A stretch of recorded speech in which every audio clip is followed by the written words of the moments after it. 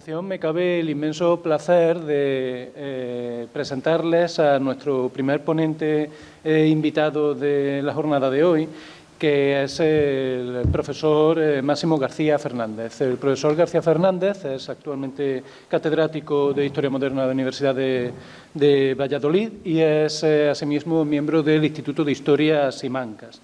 Él se doctoró, además, con un eminente investigador del modernismo español, como es el profesor Teófanes Ejido, con la tesis Los castellanos, la muerte y el más allá en el antiguo régimen. Y es sin duda uno de los grandes referentes, el gran referente en cuanto al estudio de la cultura material en el interior peninsular. De hecho, ha desarrollado su investigación recientemente en un proyecto de investigación I+D en este mismo marco temático, familias, cultura material, apariencia social y civilización, y cuenta con diversa producción de diverso tipo relacionada precisamente con esta línea temática, no solamente por sus propios artículos, sino también con la labor de tutela, dirección o codirección de otros trabajos de investigación, entre los que me gustaría destacar la relativamente reciente tesis, no tengo por aquí el año, pero creo que no hace mucho, ¿no?, del 22, sí, de Álvaro Romero, ¿verdad? De Álvaro Romero, Vistiendo al rey, artesanado, familia y trayectorias sociales en la corte de los Austrias. La línea que nos trae hoy a continuación con su ponencia entra dentro de el tema que recientemente también ha tenido la oportunidad de publicar en forma de algunos trabajos, tanto de capítulos de libros como de artículos, entre los que me gustaría destacar uno reciente, publicado el año pasado, un capítulo publicado en 2022, titulado A la moda del siglo, vistiendo a la mujer española del antiguo régimen. Y, de hecho, la ponencia con la que les dejo se titula Un vestido social y de género, es decir, trataremos estas cuestiones en la Castilla barroca. Yo, sin más, agradeciendo su generosa participación y rápida respuesta a nuestra invitación aquí a estar hoy en Palma, les dejo con el doctor Máximo García Fernández. Muchísimas gracias. Muchísimas gracias a ti, Antonio, por la presentación, en general la dirección de estas jornadas, como no a todos los patrocinadores, ayuntamientos, diputación, a la Universidad de Córdoba por invitarme hoy a hablarles a ustedes. Quería hablarles de muchísimas cosas y no sé bien si voy a poder seguirme a todas. Ruego a los organizadores que cuando quieran me corten y así lo que dé lugar pues lo presentamos, ¿no? Está claro, se viene repitiendo, como bien se ha dicho ayer y hoy por la mañana, todas las claves sociales, políticas, culturales, de civilización que esconde el traje. No solo es un objeto, sino que es un símbolo que nos habla de ceremonial, nos habla de representación ante los demás, más que ante uno mismo, en aquel antiguo régimen jerarquizado, en el que se plantean tanto cuestiones de etiqueta cortesana, como de vida cotidiana, como de no salir desnudo, ¿no?, que es lo que la Iglesia penaliza. Eso es lo que es penal, ¿no?, el ir desnudo, y por eso no hay que enseñar ni el tobillo en las mujeres, ¿no?, en los hombres, ¿no? Claves culturales que también las podemos poner en una visión de género con diferencias notables, sobre todo porque muchas de las críticas sobre esas cuestiones van a ir dirigidas al vestido femenino, mucho más que al masculino, cuando en aquella época los oropeles, hasta en batalla se ve, hay algunas representaciones, como son los hombres los que muchas veces destacan por esas cuestiones, pero que se convierten en pecado de vanidad, fundamentalmente femenino, y así se va a entender a lo largo de todo del antiguo régimen, incluso durante el siglo XIX, que frente al frac, la levita, las chisteras, el negro, sobrio, están todas esas otras explosiones que superan las formulaciones versallescas o de María Antonieta, que queráis, para mostrarlas dentro de esa perspectiva. Lo que estamos definiendo son estatus. Se define estatus, define privilegios, define jerarquías, y por eso tanta ley suntuaria que efectivamente va a estar continuamente presente en aquella sociedad del antiguo régimen que trata de que esa apariencia proyectada se encuentre dentro de un orden, dentro de unos órdenes marcados por esa jerarquía, marcados por esas claves interpretativas que son la imagen. Cuando esos hidalgos picarescos aparecían en público limpiándose las migas de pan que no habían comido, estaban representando que se habían hartado. Y eso es lo fundamental que tiene que ver el vecino del frente, y no mis carencias, no mis cuestiones. Hay muchas situaciones, muchas críticas de extranjeros que dicen que debajo de la capa posiblemente no había nada. La ropa, ¿no? Criticando a todos los aprendices gremiales que están todo el día tumbados en la capa, que se cubren con ella, se mimetizan con ella, se encubren, se tapan. Es símbolo de rico hombre, de estudiante, de clérigo, de aparato externo que imprime fama, imprime reputación, y que podemos estudiar de distintas perspectivas metodológicas, incluso utilizando la sociología y demás, desde, como se dijo ayer, pues desde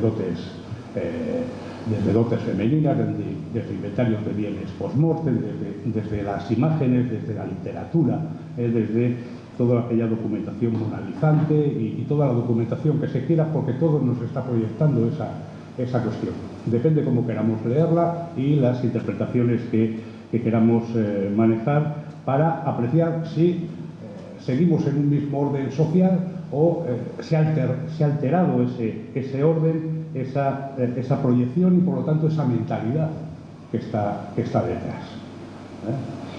Aparte de que no se bañaban en el antiguo régimen, es imposible que haya bikinis en el antiguo régimen, culturalmente. Esa es la cuestión. Les voy a presentar, bueno, ya que lo tienen ahí, voy a seguir más o menos dos cuestiones de ese esquema, pero antes voy a hacer unas reflexiones que son un tanto crítico, para que tengan ustedes algunas de esas bibliografías que me parecen de referencia. La de Bárbara Rosillo, que fue del siglo XVIII, está bien que la recuerden ustedes y que me parece que no me he confundido la fecha. Esta yo se dijo 17 o algo, creo que 17. Era simplemente, más que los autores, que también por los títulos, que nos dicen mucho. La primera apartado, vestir a la francesa. Ariana Giorgi, la máxima especialista para esa centuria y poderidad. Álvarez Osorio Alvariño lo ve desde la clave política, que supera a esos militares que nos acabas de mostrar, y que nos habla ya de esas chambergas, de esos regimientos que alteran y que nos van a marcar después como esas casacas a la francesa, a lo militar, están detrás de todo el avance de esa moda, que no solo viene con Felipe V, no solo viene con los Borbones, sino que ya se está incorporando desde antes, desde ese plano militar, sobre todo porque es más cómodo. ¿Dónde va uno con esas armaduras? Ya no tiene ningún sentido esos militares, pero tampoco tiene ningún sentido ir con esas casacas para la guerra. Pero bueno, pues todo lo que conocemos de Napoleón nos está hablando de que así se reconocen. Cada uno tiene su hábito, su traje militar, y entonces por lo tanto uno no puede pegar un tiro al amigo, al que es de su propio bando. Hay artículos sobre cuellos, balonas y bolillas, que es un aspecto fundamental para esta época, cada uno en su traje, ¿no? Como es esa la idea, o el tejido de la civilización.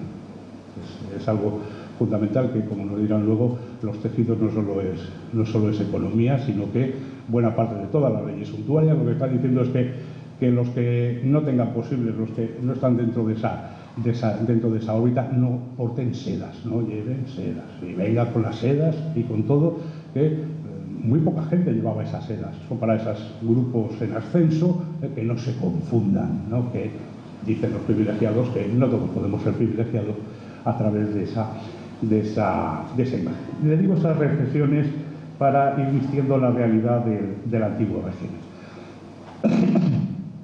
Perdón. Todos han oído un refrán popular que dice que el hábito no hace al monje. El antiguo régimen sí. Es que hace al monje, nos muestra. Y todo el mundo, no sé si ustedes hoy diferencian una dominica de una clarisa, de una franciscana o a los miembros masculinos de los distintos conventos. Entonces sí. Y uno ve a un teatino jesuita, no tiene que saber quién es. Se la reconoce, porque para eso se hacen esas. Hoy los sacerdotes, los curas, no les reconocemos por la calle. Entonces sí. Sotán, alzacuel, marca profesión, marca estatus, marca, define esa cuestión y por lo tanto, claro que hace al monje. Y las prostitutas, que no he traído ninguna, pues es que llevan escotes. Oh.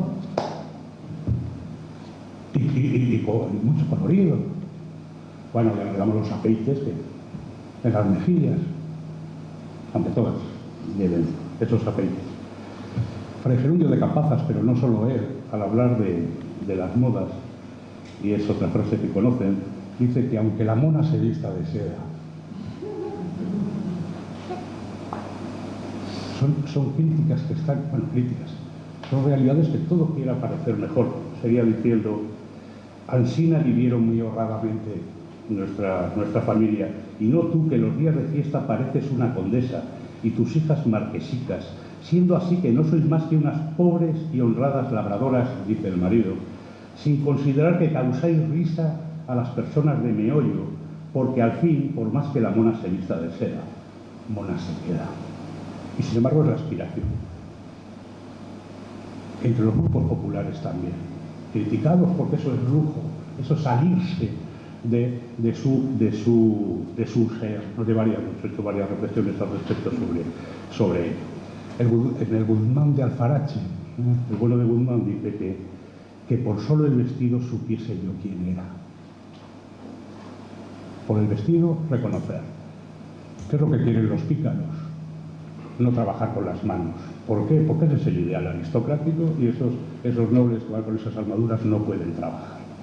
Esos que van con golillas, con lechuguillas, con balonas,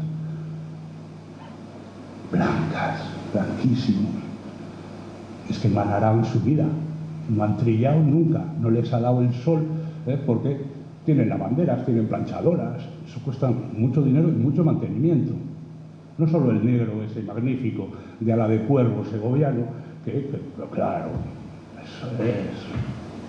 eso es poder, eso es etiqueta, demostración, pero ese blanco en contraste es lo mismo, y esas puñetas en los abogados, en los jueces, en las reales chancillerías, etcétera, está demostrando eso, que me lo hacen. No soy yo no trabajo, yo soy un privilegiado. Cómo hemos cambiado, ¿no? de mentalidad de estas cosas. Un paso más nos lo dice Benito Pérez Galdós a final lo escribe a final del siglo XIX, pero vale para todo. Él comenta en una de sus obras, en Cádiz, en uno de los episodios nacionales, que con el vestir a la antigua viene el pensar a la antigua, y con el pensar viene el obrar. Si uno viste a la antigua, es un retrógrado, es un clásico. Eso es lo que se plantea a comienzos del siglo XVIII con los Borbones, con los ataques a la golilla, con los ataques, las sátiras contra las cotillas, contra esos símbolos de representación del antiguo régimen. Hay que vestir a la francesa, si uno quiere estar en la corte y ocupar los cargos oportunos y que dan medro y que posibilitan ascensos y demás. Y no solo los militares, sino todos los cuerpos de palacio, según se va incorporando, como bien ha analizado Álvaro en esa tesis que defendió en diciembre del año pasado. Con el vestir a la antigua viene el pensar a la antigua. ¿Qué pensamos nosotros cuando vemos a niños, a jóvenes, visten de una forma, de otra, o a los abuelos? Luego, si me da tiempo y puedo, les muestro otra cara mía. Es muy importante, son reflexiones de alcance social, sociológico. Tomé Piñeiro da Veiga, un embajador en la corte, cuando Valladolid de la corte, en 1603, decía que las damas vallisoletanas no dejan cosa en el arca que no lleven sobre sí. Solo viven para la emulación, para la fiesta, para la demostración, apariencias. Con toda esa buhonería sale cada una al día de fiesta, que son para ellas los 365 del año, más 6 horas. Tienen 6 horas en que pueden descansar. Si pudieran, vestirían así siempre.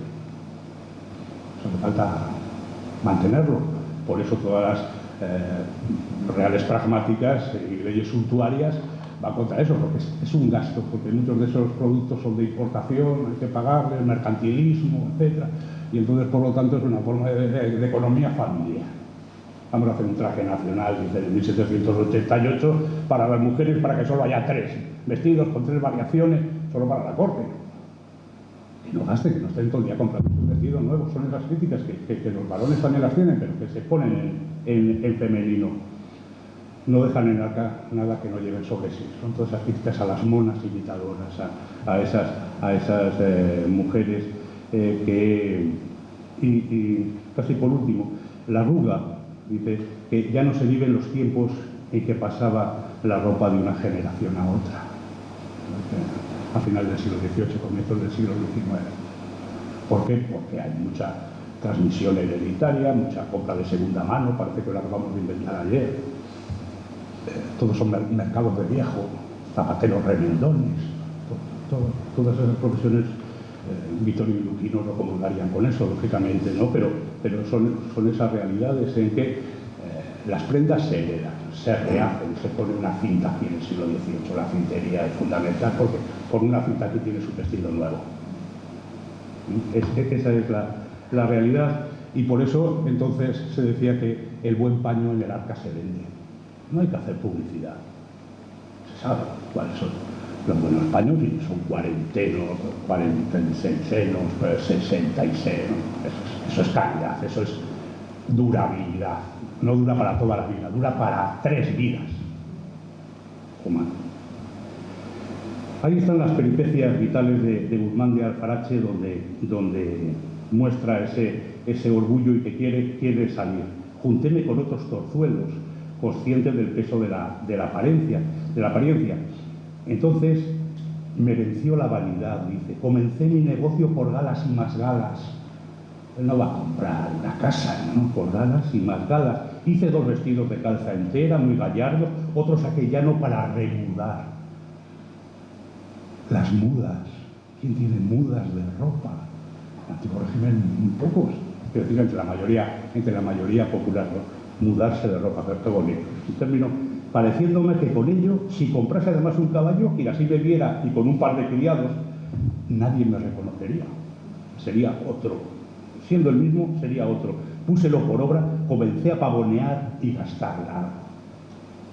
Estaba mi mujer poco práctica en miserias. No echa la culpa a la mujer, pero es él.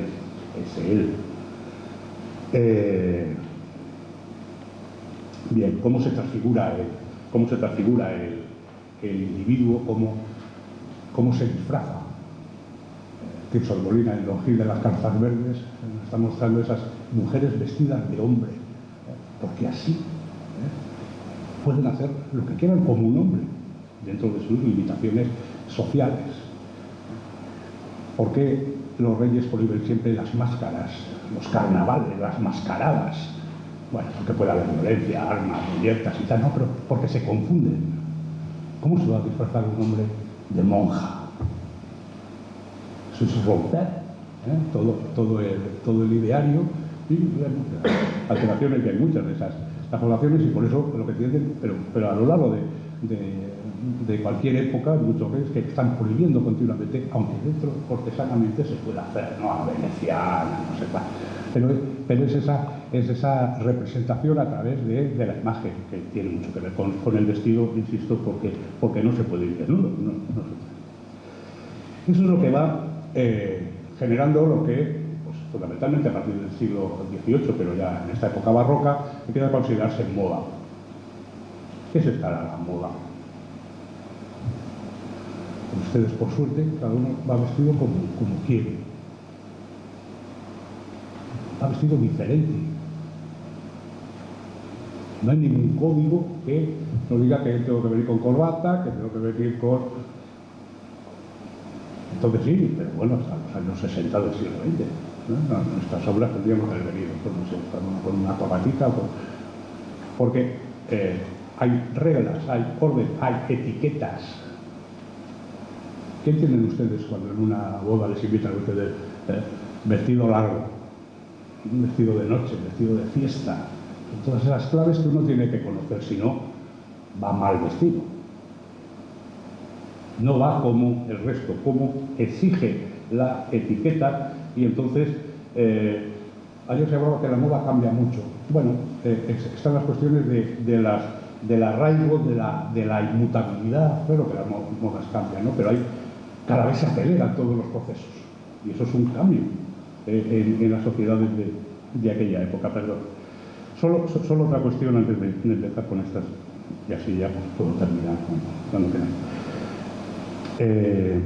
Hay escritos extranjeros que dicen lo siguiente: en Holanda los trajes son muy convenientes, estos de la segunda mitad del siglo XVI, son convenientes, son ortodoxos, son útiles, disimulan lo que tienen, no lo muestran, son calvinistas, ¿no? Eso también hay que entenderlo, y entonces allí está detrás de eso.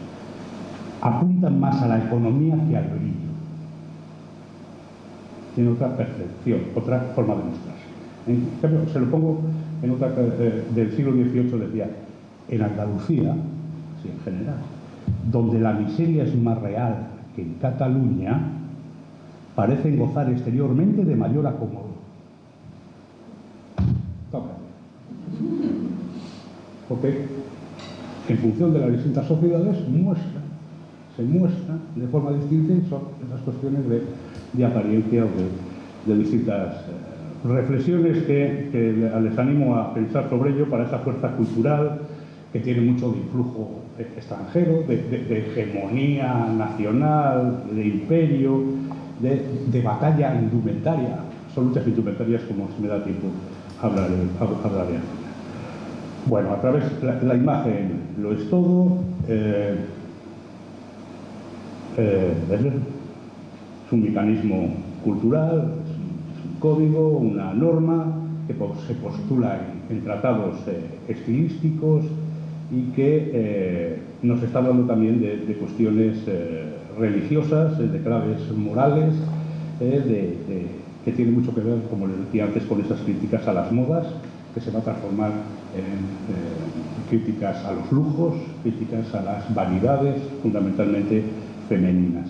Hay universos imaginarios, simbólicos, donde hay términos que nos dicen mucho para acontecimientos cruciales, y que, como ustedes conocerán, la revuelta de los barretines catalana de 1687, pues porque todos van con un tipo de gorra por esa barretina.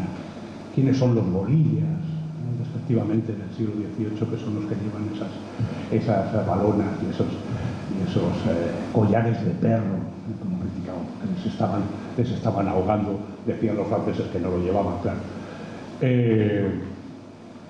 Esos bolillas, porque mantienen esa frente a la corbata militar, frente a otros atavíos para el cuello posteriores que marcan. Y entonces esos bolillas, que les critican los manteístas universitarios, que van con manteo, que van con loa, y que no son esos colegiales que van así vestidos. cómo se considera una injuria a esos valores castizos en época de Carlos III ese motín de Esquilache. ¿Cuántos trajes nacionales hay? El traje a la española es muy complejo porque es borgoñón, es mezcla de castellano, de alemán, etc. Bueno, pues como en nuestro imperio no se pone el sol, parece que eso es a la española, pero es una mezcla de todo, como todas las modas en general, ¿no? Esa mezcla. Pero es esa pugna entre la casaca chupa calzón con el sombrero de 3 picos frente a esos otros arrieros buhoneros que continuamente tienen que estar llevando de todo a Madrid, que ¿en qué van a ir?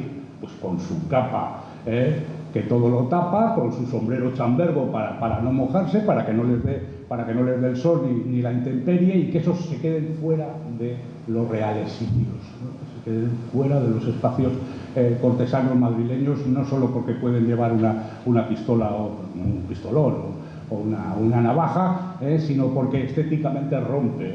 Pero hay 2 Madrid, por lo menos, o 3, no sé cuántos.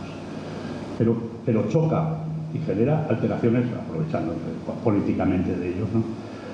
Luego llegarán los sans-culottes francés, ¿qué es eso? Que no llevan calzas, si es que no visten como los de Versalles, si es que es muy fácil guillotinar a un noble en el París de entonces, porque es que se les ve. Es que se sabe quiénes son, a no ser que se les hace, claro, ¿no?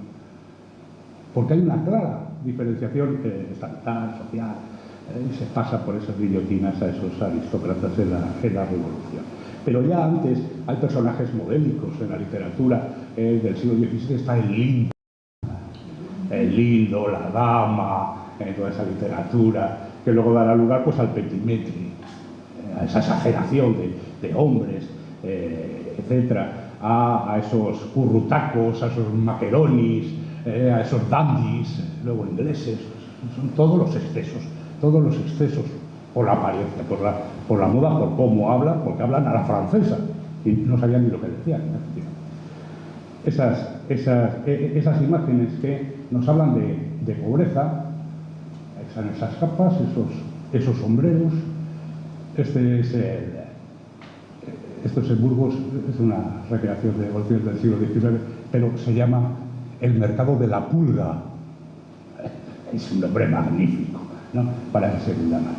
Como las mujeres diferenciamos a las solteras y a las casadas. Las solteras pueden ir con el pelo descubierto, son todas esas basquiñas, faldas largas, no se las ve el pie. Es eso, aparte de los rosarios, pero son los manteos. Los manteos también se llama a la basquiña, a la falda larga hasta la cara, que tiene un nombre de el guardapié. Guardapiés, y los manteos, los mantones. Tenemos esas visiones de ricos y pobres, y aquí ya nos va apareciendo otro look, ¿no? Otra imagen, que por supuesto cuando subimos hacia arriba tenemos todas esas representaciones. Por desgracia hay muchas más para blandas que se puede ver todo, porque todo está en los cuadros, ¿no? Pero para España tenemos bastante menos, pero eso es una sociedad rica, en negro, en blanco, ese contraste, sombrero, etc. Y estos son los jueces de la Real Chancillería de Valladolid, que nos está hablando de otra estética que se mantiene mucho. Fíjense ustedes que en la actualidad todavía los abogados en los juicios y tal se siguen poniendo su toga. Y casi se puede saber lo que le van a cobrar a uno en función de cuánto han pagado por las puñetas que han encargado en no sé qué casa de Madrid, que la sigue haciendo si no se lo ha hecho su suegra o su mujer, o quien sea, ¿no? Pero es toda esa frente entre el harapo menesteroso. Recuerden ustedes los cuadros de Rubens, de las damas y de los mercaderes, que reflejan esas grandes diferencias. Todo ello al hilo, como les decía, de esas leyes suntuarias que tienen un alcance político. Conocemos muchas de esas leyes suntuarias que vienen desde finales de la Edad Media hasta el siglo XVIII, gracias a la obra de José Sempere de Juan Sempere y Guarino, de 1788, sobre el título lo dice todo: Historia del lujo y de las leyes suntuarias en España, ¿no? Cómo se entiende cómo hay que diferenciarse entre iguales, cómo hay que igualar las diferencias, como esa clave económica que les decía de no incrementar el gasto familiar, pero que es estamental, que es de jerarquía, que es de mantener el orden, es de no emular, de que esos comerciantes enriquecidos no se parecen a nosotros, a ningún conde, a ningún grande de España, para controlar y que no se confundan, que se reconozcan, igual que se reconocen por las libreas. Las libreas de los criados lo dicen todo de los amos. Las gualdrapas de las caballerías lo dicen todo de los amos. Igual que el número, el carruaje, lo que ustedes quieran. Bien. Esas libreas, tanto en masculino como en femenino, ¿no? Ellas tienen más variedad, más calidades sobre ese guardapiés. Y entonces pues las vamos a tener ahí en esas clases imágenes que, insisto, por desgracia solo tenemos para la realeza o para la nobleza, pero que las vemos ahí, puestas con todo su poderío, con todo ese... ¿Cómo va a haber trabajado esas mujeres alguna vez en alguna actividad agraria? Imposible. Las meninas todas las conocen. Y esto es las críticas al guardainfante, ¿no? No solo porque lo que se decía ayer, sino porque ahí debajo bien caben dos hombres. No solo porque no puedan pasar por la puerta, sino que, cuidado, que eso es muy pecaminoso. En teoría es para guardar el infante, ¿no? ¿Para qué? Para proteger al nasciturus, a la criatura, pero hay mucha perversión ahí, con muchos detalles, con mucha fuerza. Para eso se necesita una sala como esta. Uno no puede vivir en cualquier sitio con ese traje, porque eso además se va reproduciendo en los hijos, ¿no? ¿Viste? Los niños son como los padres, como las madres, con esas mismas hechuras, con esas pequeñas varonas, etc. Incluso las muñecas, ¿no? Las muñecas tienen que ir vestidas con esa misma estructura para dar esa misma realidad. Esto es una escalera de la vida, ya de 1760, pero nos está mostrando a la mujer barroca todavía, ¿no? Con su toquilla. La toca una vez que uno supera la niñez y la juventud, ya con 20 años, ya que está casado, a los 30, por supuesto, ya más que un niño, ¿no? Todo hasta que una se muere. También hay el masculino, ¿no? Es la misma representación, pero para la misma época los hombres van todos de casaca, chupa y calzón. Se ve que es siglo XVIII. Esto es atemporal para esa mujer no cortesana, ¿no? Para esa mujer de la calle que, bueno, por supuesto, no tenían cunas específicas, ¿no? Lo habían donde podían, en el jergón correspondiente. No me da tiempo a detenerme en todas estas imágenes para esa reflexión, y que luego pasaría. Ayer se nos mostraba a la duquesa de Alba. Estas son las típicas estampas de esas duquesas que ya son majas. Quieren romper esa estructura, porque esas majas son en contra de estas petimetras, ¿no? Y esta es una de las menos notorias por toda esa exuberancia, ¿no? Por toda esa magnificencia. ¿Cuáles son, avísame cuando, 5, esos ataques a los tontillos y a los guardapiés, como las dos piezas claves femeninas que van a ser criticados a medida que se avanza en el siglo XVII, y como el bueno del cardenal Portocarrero llega hasta 1700, fallece en 1709, pues entonces es justo ese momento donde están todas esas críticas, la sátira contra la golilla, todas son de ese momento de esa guerra de sucesión. El tontillo. Ayer se ha hablado de esas mujeres que, dense ustedes cuenta que la mayoría no tenía ropa interior, mujeres no llevan bragas, salvo las mujeres que públicamente ganan con su cuerpo, la Real Programática de 1639, contra los escotes, contra los jugones escotados, contra las enaguas, contra los guardainfantes, contra las polleras, salvo las prostitutas con licencia para ejercer, a las cuales se le puede permitir, puedan traer dichos jugones so pérdida de dicha prenda y 20.000 maravedíes de multa la primera vez, destierro de la corte, etcétera, etcétera. Todos esos guardainfantes es todo el desarrollo de las ballenas, ¿no? De todo el sistema de ballenas, de barbas laminadas, entonces debajo los verdugados, que es lo que aparecía en algunas de esas primeras imágenes que les presentaban. Y ellos, pues, el negro se ha dicho, con sus bolillas, con sus lechuguillas, con sus balonas, con sus gorgueras, Felipe III, como se van reduciendo a medida que avanza el siglo XVIII, sin casacas todavía, sin calzones, por supuesto que sin levitas, sin los fracs, ¿no? Como esos sans-culottes a los que le hacía referencia. Son esos símbolos, esa guantería, esos nidos de abeja, la Cruz de Santiago, Velázquez en las meninas, esa representación. Ayer, no sé quién era de Calatrava, que es espectacular, para echarle de la sala, pero no, eso es la representación de su poder. Como no solo los reyes, sino esos servidores tienen esas mismas representaciones.